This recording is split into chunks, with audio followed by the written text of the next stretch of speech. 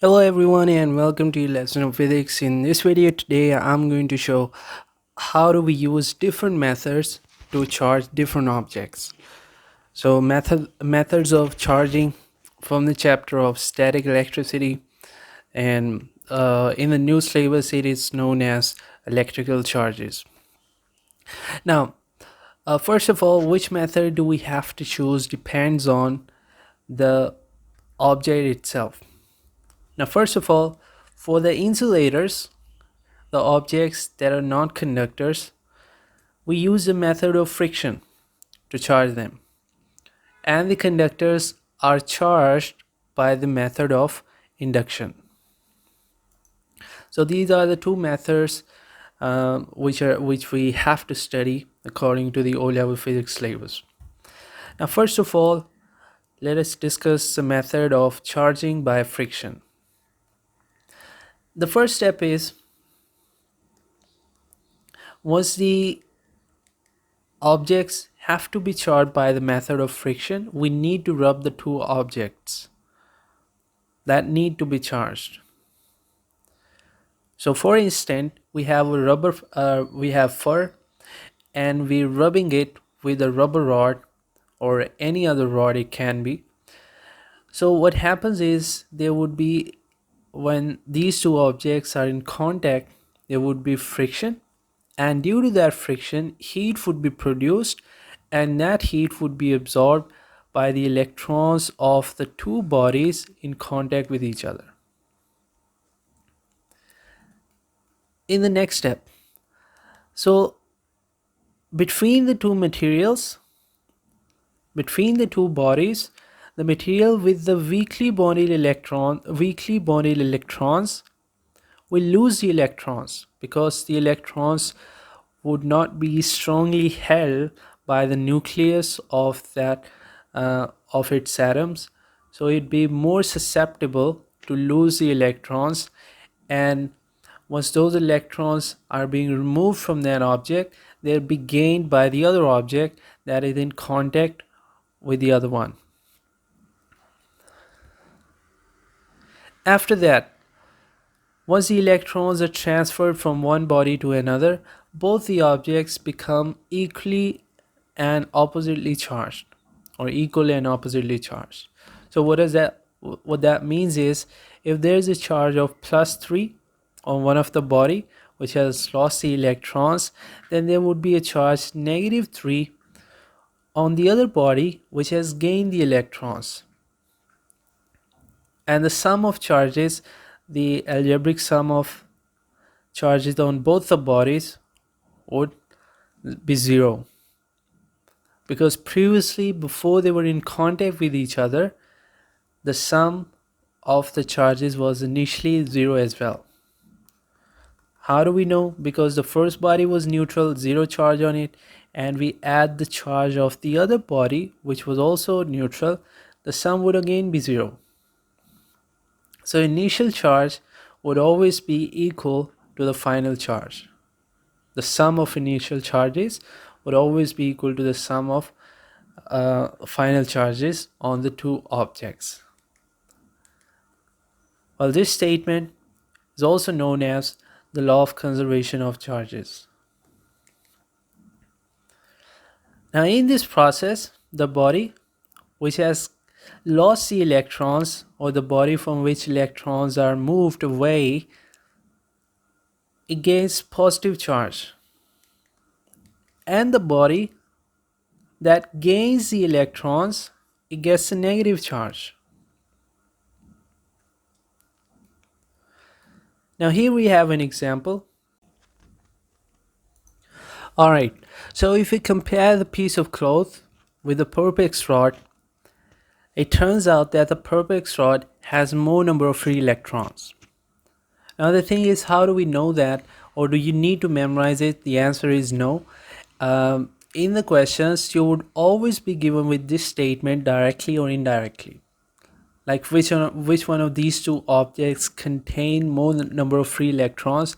The information regarding it would always be given in the question directly or indirectly. And when we solve the sample question, I'll show you how. as well.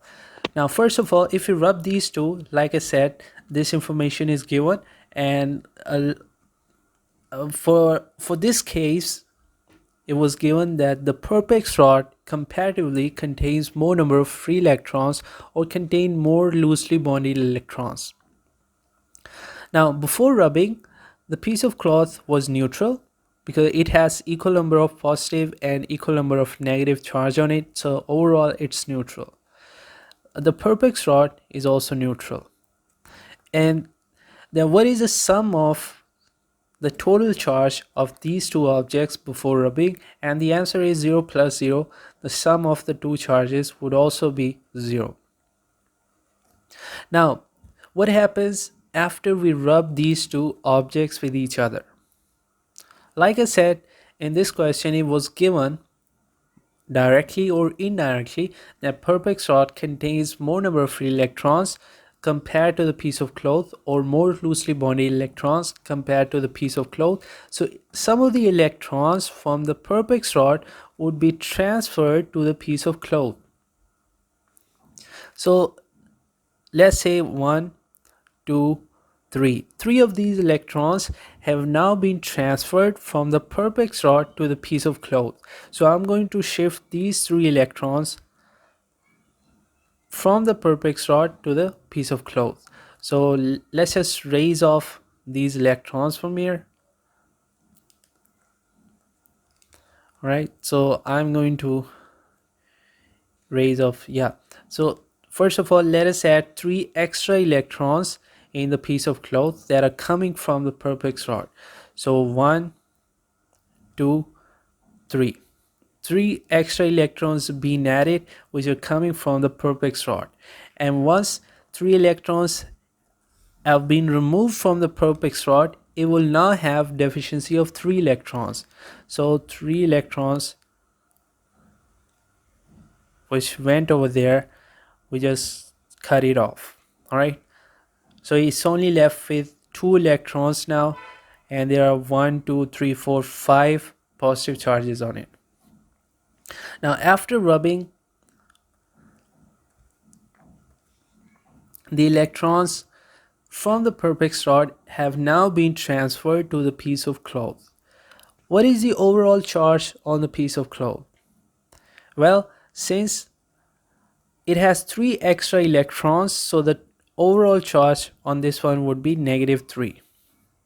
The relative charge would be -3. What about the perpex rod? Now, since perpex rod has lost 3 electrons, it has a deficiency of 3 electrons. It is electron deficient by 3 electrons. This one would be having +3 charge on it. Keep one thing in your mind: the charging is always explained in terms of free electrons, not in terms of the positive charges. So we don't say that the perpex rod has 3 extra positive charges. No, we always define in terms of the electrons. So instead of saying it has 3 extra or 3 more positive charges, that would be incorrect. What we should be saying, the perpex rod is now has deficiency of 3 electrons. This would be the right way. Always define and always explain your answer in terms of the electrons. Now, what is the overall charge? What is the sum of these two charges after rubbing? Now, on the piece of cloth, the charge was -3. On the perpex rod, the charge is +3. And if you add these two, you get 0, which was the overall charge. The sum of these two charges before rubbing was also 0. So that once again proves that the overall charge before rubbing equals the overall charge, the sum of the charges after rubbing. And matter of fact, once you're drawing these diagrams, you have to be careful with it. If you add 3 electrons to the cloth, it means you have to remove the same number of electrons from the perpex rod. And if the piece of cloth has gained, let's say, -5, then the perpex rod should be having +5. So it should be the same amount of charge on both of them with the opposite sign. Now moving on to the another case. So in this one, yeah, just let me raise it off the extra stuff. All right, so once again we are rubbing two objects. We are charging the objects by the method of friction. I have a piece of cloth on the left side and I'm rubbing it with a perpex rod. Perpex rod is a stuff that looks like glass. So the information that is given in this case is the piece of cloth has more loosely bonded electrons compared to the polythene rod. Once again, I'm saying you don't have to memorize this thing. This information is always given in the question directly or indirectly, as far as O-level physics exams are concerned. Now, since the piece of cloth has more loosely bonded electrons, some of the electrons would be transferred once you start rubbing it over here. Some of the electrons would be transferred from the piece of cloth to the polythene rod. And it would look something like this. So electrons would enter to the polythene rod from the piece of cloth. So I'm going to remove couple of electrons from here and I'm going to add them to the polythene rod. Now, what is the net charge on the piece of cloth? Once again, we say the piece of cloth is now 2 electrons deficient, or it has a deficiency of 2 electrons. So the charge on it would be +2. Don't say that the piece of cloth has 2 extra positive charges, that's why it is +2. Always explain in terms of the electrons. So we should be saying the piece of cloth has a deficiency of 2 electrons, that's why the charge on it is +2. Now those charges were added to the polythene rod. Those electrons were added to the polythene rod, and the equal number of charges would be added to it. Electrons would be added to it, and the overall charge on the polythene rod would now be -2. How do we explain that? We say the polythene rod has 2 extra electrons, that's why the charge is -2. Now what is the sum of these two charges? What is the algebraic sum of +2 and -2? 0, which is the same as the sum of charges before rubbing the two objects. Once again, that has to be consistent with the law of conservation of charges. Now moving on to the sample questions. In the electrostatic experiment, a plastic rod is rubbed with a cloth. The cloth becomes negatively charged. So you see, you're rubbing a plastic rod and a cloth. And they're saying cloth becomes negatively charged. So they have given you the information about where would the charges move from, or which object contains more number of free electrons or more loosely bonded electrons.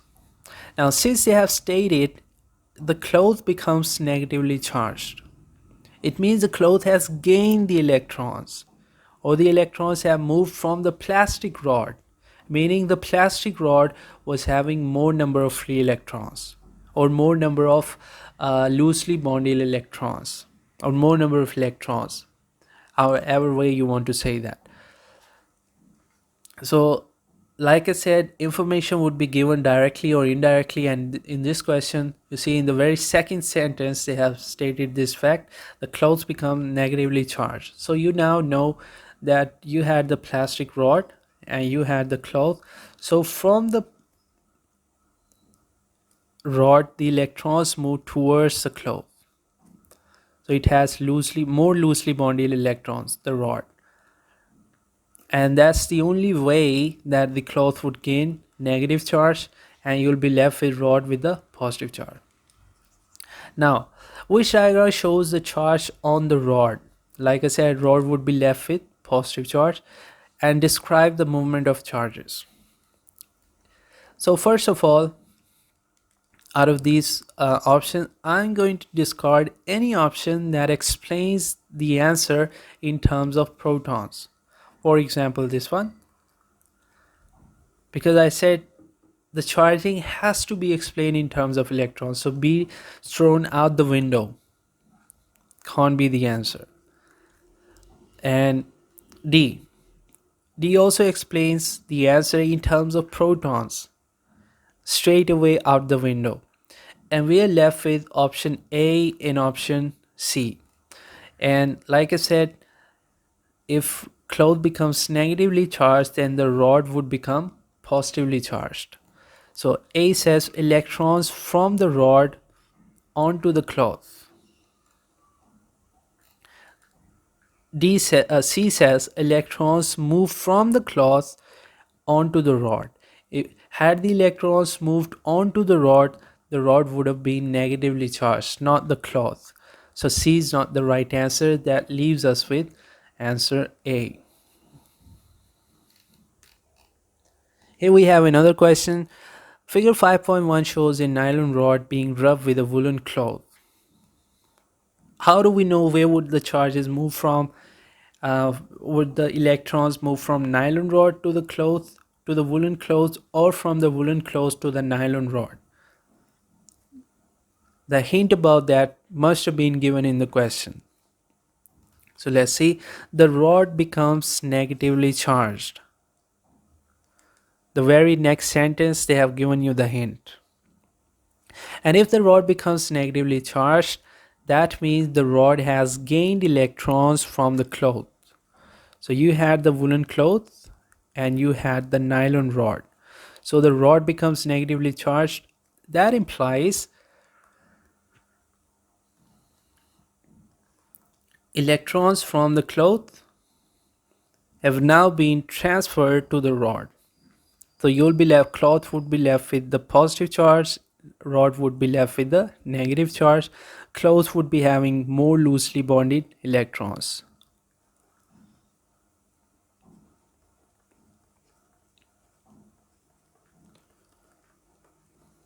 Anyway, let's focus on the question. The rod becomes negatively charged. Okay, question number A, part 1. Explain how rubbing the nylon rod makes it negatively charged. So the answer is pretty clear. The electrons from the woolen cloth, upon gaining the heat energy due to friction, move towards the nylon rod, and in this way the charge on the nylon rod would be negative because it has gained the electrons. The next part is state what happens to the cloth as the rod becomes negatively charged. So since the electrons have moved from the cloth towards the rod, it would be left with the deficiency of electrons, and hence it would be having positive charge. So for 1 mark you can simply write cloth, and since you have to just state, you don't have to explain anything, you just need to state what happens to the cloth. Would it be left with positive charge or negative charge? So cloth would be left with positive charge. A student rubs a rod held in his hand, which action causes the rod to gain a large electrostatic charge. Now, first of all, these materials, iron, steel, all right, these are conductors, also magnetic materials, but more importantly, these are conductors, and they don't store a large amount of electrostatic charge. Matter of fact, the charges start flowing from them in the form of current electricity.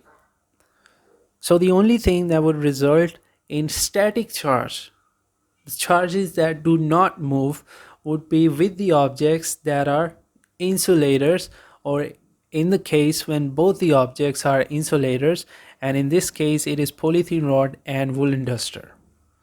In all other options, in the first three options, you have a conductor being used. And for frictions, for the charging by the method of friction, both the objects should be insulators. This is the first thing that we started with.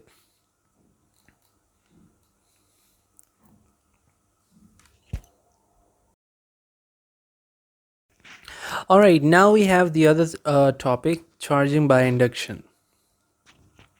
And that method, according to our syllabus, we can use it for charging two objects, and we can also use the very same method for charging a single object.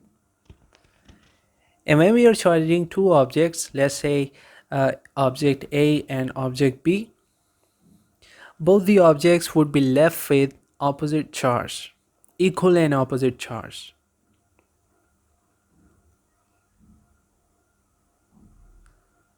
Now, first of all, this method, like I said, charging by induction, is used to charge conductors. So let us start with the steps. So in the very first step, you have two objects which are placed on the insulating stand we have used so that the charges from these two spheres would not be transferred to the ground, or charge on the spheres should not be dissipated to the ground, so the spheres can retain whatever charge they are left with. Otherwise, if there is no insulator here, whatever charge there is on the spheres would be dissipated to the ground. Right now, before we do anything, these two spheres are neutral. So that means both the spheres would be having equal number of positive and negative charges. So it doesn't mean that there's no charge on them. There's no net charge, but they would be having equal number of positive and negative charges. Now, what happens in the next step? Well, in the next step, we bring a negatively charged object, or it can also be positively charged object. We bring a charged object close to one of the spheres. In this case, we have brought a negatively charged balloon close to a sphere A. Now that balloon must have been charged by the method of friction before we even begin the this experiment or this procedure. You have to have a negatively charged balloon, or even a positively charged object or a negatively charged object. Now you bring this balloon, negatively charged balloon, close to the sphere A. Now what happens is the collective electrons of both the sphere migrate towards the far end. This is the far end of the two spheres. Now these two spheres are behaving as a single unit. This is the most important thing. The two spheres, since they are in contact with each other, they are touching each other, they are behaving as a single unit. So the electrons of this single unit, means the combined electrons of sphere A and B, would be transferred to the far end because of the repulsion by the electrons of this object. So all the electrons of these two spheres have been transferred to the far end, because same charges, like charges, repel. And this side, the near end, is electron deficient, hence it would be having plus charge on it. Now we separate these two spheres in the third step. In the third step, we separate these two spheres, and now these are no longer behaving as a single unit because we have separated them. The negative charge on the sphere B is distributed uniformly across its surface, but the positive charge on the sphere A is accumulated on the left side due to the force of attraction of these electrons from the balloon. So this was a third step. Now in the fourth step, we take away the balloon as well, and the spheres were already separated. You can separate them even further, and when you're moving these spheres away, by the way, hold them from the insulating stand, not from the conducting surface. Otherwise, whatever charge the spheres were having, it would be dissipated through your body into the ground. So once you're separating these two spheres, hold them from the insulating stand. Now, as soon as the balloon, negatively charged balloon, was taken away, the positive charge on the sphere also got distributed uniformly. So you're left with balloon A, which is now positively charged, and you're left with balloon B, which is now negatively charged. And the charge would be equal and opposite on both the spheres. Now the big question is, what if we want the sphere A to be uh, negatively charged and sphere B to be positively charged? So what can be done in that case?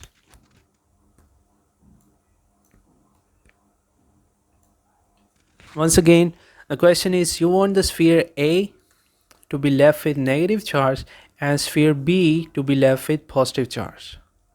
Now there are two ways you can achieve this configuration. First of all, instead of bringing this balloon, negatively charged balloon, close to the sphere A, bring it close to the sphere B on this side.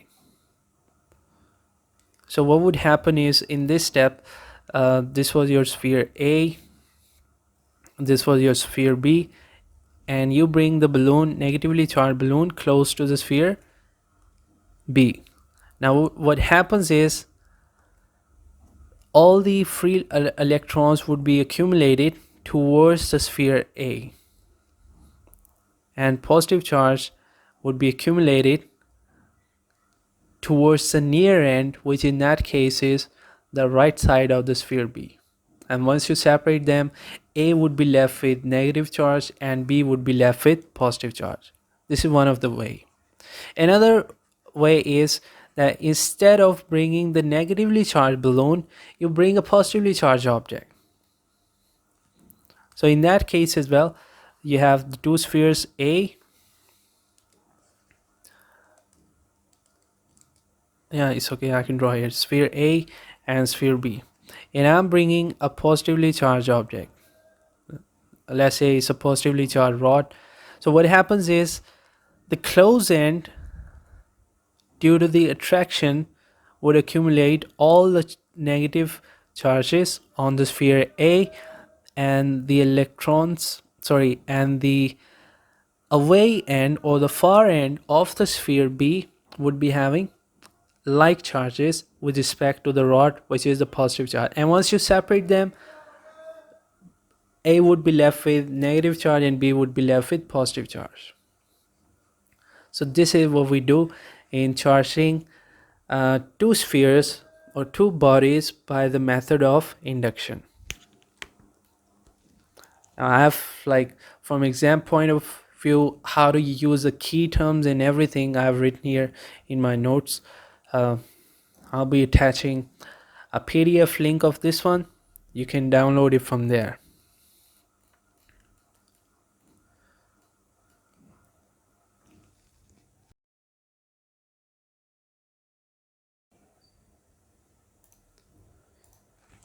Alright, so the next thing is charging by induction for a single body.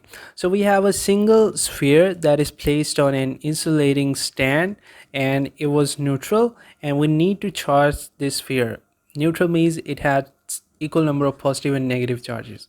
So what we do in this case is, to begin with, we bring a charged object, which in this case is a negatively charged rod, close to the sphere. Now, if there was negative charge on the rod, then the electrons of the sphere would try to drift as far away as possible. So these electrons would be drifted to the far end of the sphere, and positive charge would be accumulated on the near end and negative charge on the far end. In the next step, from the far end, we remove all the charge from the far end by grounding this side of the sphere. And what does that mean is we connect a wire from the sphere towards the ground.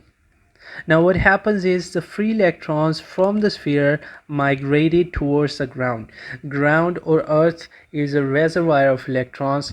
It can absorb any number of electrons or it can lose any number of electrons, but it would not affect the charge on the ground. The charge on the ground would always be zero. It would always be neutral. For every other object, that is not the case. I mean, if you have an object, let's say a sphere, even if it loses one electron, it will be left with plus one. We say that this sphere is electron deficient, but for ground we don't deal it like that. All right, ground is having kind of a special privilege, so we say no matter how many electrons are absorbed by the ground, it will still not be having negative charge, and no matter how many number of electrons are lost by the ground, it will still not be having deficiency of electrons. All right, you can think about a ground as an ocean. So even if you take some water, spoonfuls of water from the ocean, by and large it doesn't affect the total amount of water in the ocean. All right, even if you take some cups of water or anything, you take some amount of water out of the ocean or you pour some water into the ocean, it doesn't affect the total amount of water in the ocean by and large. So that is the case for the ground, that there are so many electrons that even if some electrons are transferred into or away from the ground, it doesn't affect the charge on the ground. So all the electrons from this side of the sphere transfer to the ground, and in the next step the electron was transferred to the ground, and once you take the rod away from there, you will be left with, your sphere would be left with positive charge, which would be distributed uniformly across its surface. Now once again, the big question is, in this case our sphere was left with a positive charge, our sphere was electron deficient. What if we want the sphere to be negatively charged? Now the answer is, for that one, in the second step you have to do some adjustment, and that would be, instead of bringing a negatively charged object, try to bring a positively charged object in front of the sphere. So it would look something like this. All right, so this is one of the way. There's another way as well, which you just change the side of the sphere and connect the earth wire on the other side. So in this case, if you bring a positively charged rod, this side would be having the negative charge and the other side would be having positive charge. And then what you do in the third step is you connect your sphere with left side negative, right side positive. You connect an earth wire with the sphere, and it was having positive rod. Once you connect the earth wire, this the charge on the right side would be dissipated into the ground. All that charge would be dissipated into the ground from this side. Now you might commit a mistake while explaining this step in this case. I mean, the students are tempted to say the positive charge from the sphere is transferred to the ground, or the protons or the positive charge from the sphere entered the ground, and that would be incorrect. Like I said, the charging and everything has to be explained in terms of electrons. So instead of saying that positive charge transferred from the sphere to the ground, that would be incorrect. Rather, we say the free electrons or the electrons from the sphere entered from the ground entered the sphere, and they dissipated the positive charge on the far end of the sphere. So electrons entered from this ground into the sphere, so positive and negative combined, this one cancelled out, and all the positive charge would be neutralized in that way because of the free electrons being transferred from the ground to the sphere. So you can think about it, the analogy is you can think about it as positive charge as a chair and negative charge as a person. So on this side we have 3 chairs and no person is sitting on that. So what happens is, from the ground 3 persons walks in, occupies the chair. So this chair occupied, I mean, we can ignore that. There's no deficiency of person that is occupied. Forget about this one. Still, we have 2 chairs that are empty. Another person walks in, sits on the chair, neutralize. The other person walks in, sits on the chair, neutralized. So all the charge in that way, we assume, is now neutralized from that side. And once you take away this rod, you'll be left with negative charge on the sphere distributed evenly. And also you had to disconnect the earth wire. So this is how we charge a single object by the method of induction.